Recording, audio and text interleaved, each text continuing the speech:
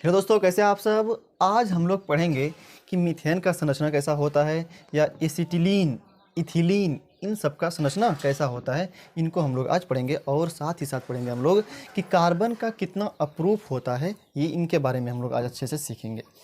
पिछले वीडियो में हम लोग मीथेन के ऊपर चर्चा किए थे और बताए थे कि मीथेन में एक कार्बन और 4 हाइड्रोजन होता है और चारों हाइड्रोजन एक ऊपर, एक इधर और एक इधर होता है। ठीक, इस तरह क्या होता है, ये संरचना होता है। आज हम लोग पढ़ेंगे इथिलीन के बारे में। C2H4 ethylene.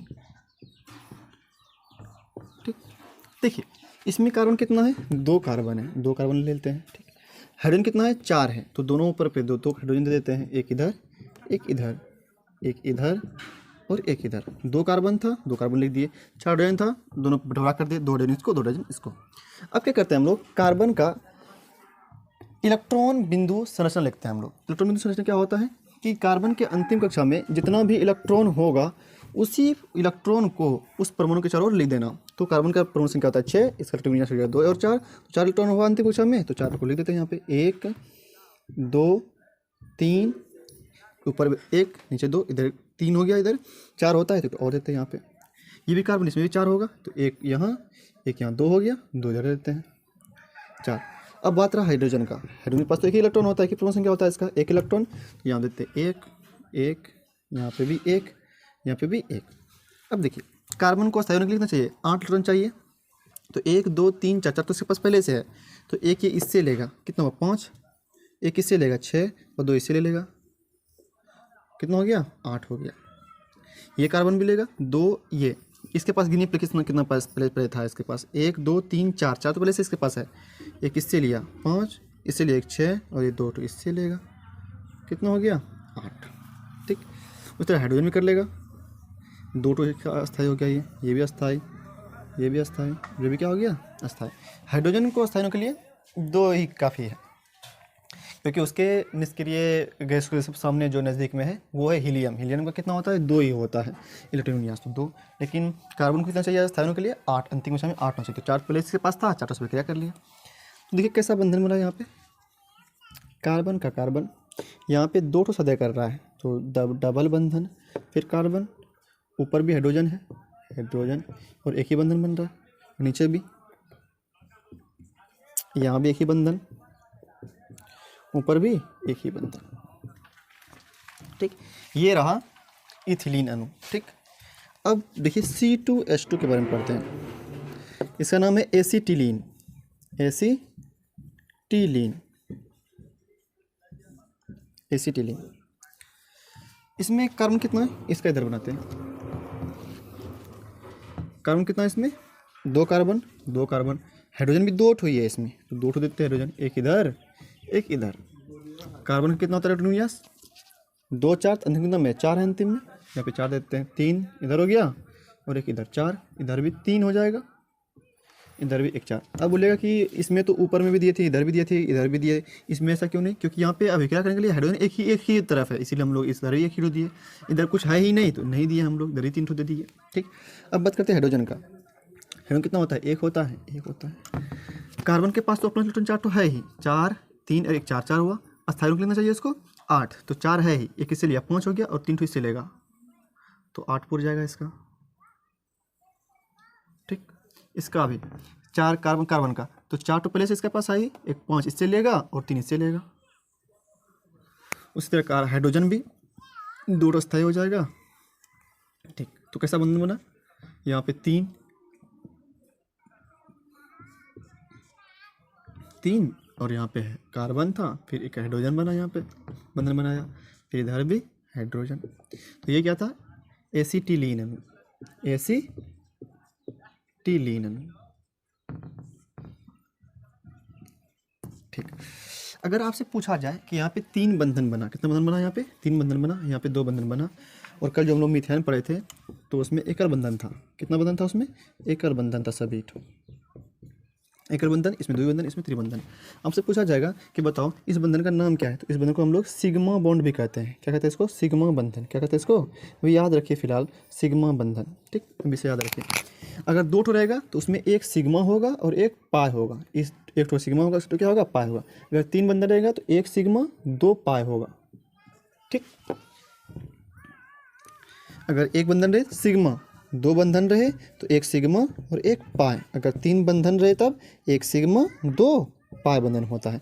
और पाई बंधन क्या होता है, कमजोर बंधन होता है सिग्मा की तुलना में। सिग्मा बंधन ज़्यादा मजबूत होता है। ठीक, इसके बारे में सीख लिए। अब हम लोग पढ़ते हैं कार्बन के अपरूप के बारे में।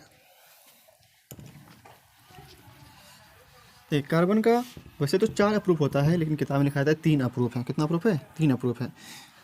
लेकिन अगर गूगल पे आप सर्च कीजिएगा तो वहाँ पे 4 अप्रूप दिखाता है।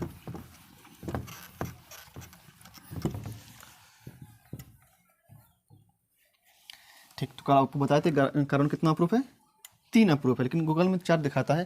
पहला का नाम था हीरा, दूसरा का नाम ग्रेफाइट, तीसरा का नाम फुल्लेरिन। लेकिन अगर गूगल पर सर्च कीजिएगा तो एक और आता है, ग्रेफीन नामक एक भी अप्रूप है, एलोट्रॉप है। ठीक, आज हम लोग पहले हीरा के बारे में पढ़ते हैं। आपको बताए थे कल 3 अप्रूप होता है, आज हीरा। पहला डायमंड।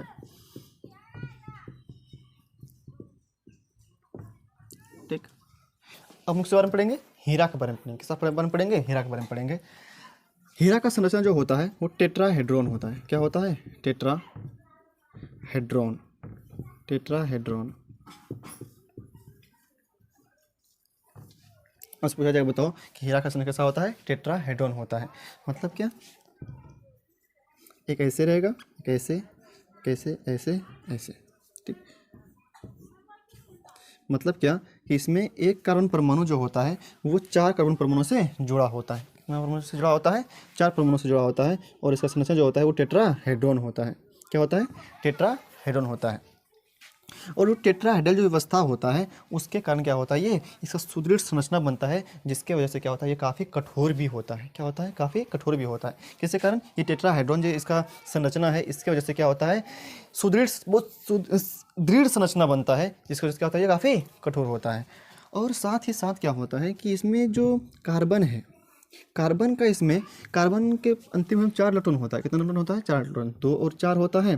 कार्बन की संख्या 6, 2 और 4 होता है, तो अंतिम में 4 इलेक्ट्रॉन है। तो ये 4 से साझेदारी करेगा, तो एक ऊपर कर लिया, एक इधर और एक इधर कर लिया साझेदारी।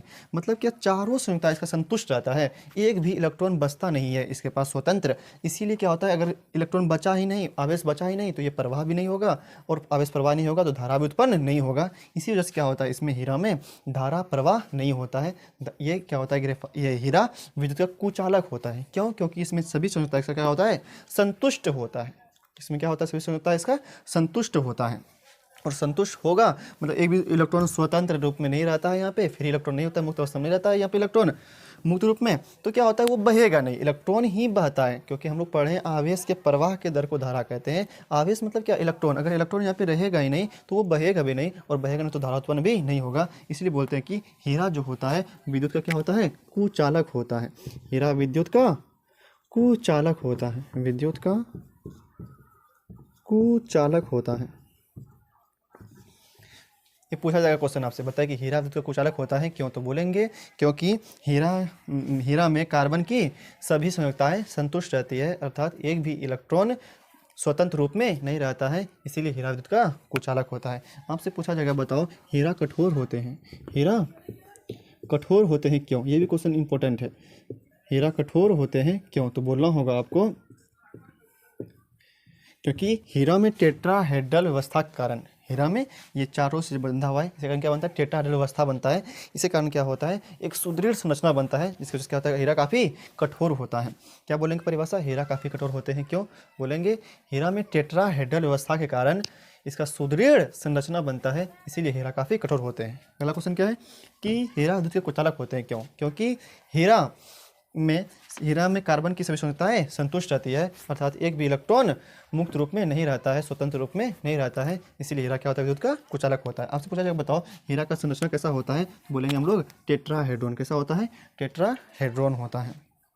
ठीक, यही था, हीरा विद्युत का कुचालक होता है, हीरा बहुत कठोर होता है, और हीरा का संरचना कैसा होता है, टेट्राहेड्रॉन होता है। ठीक।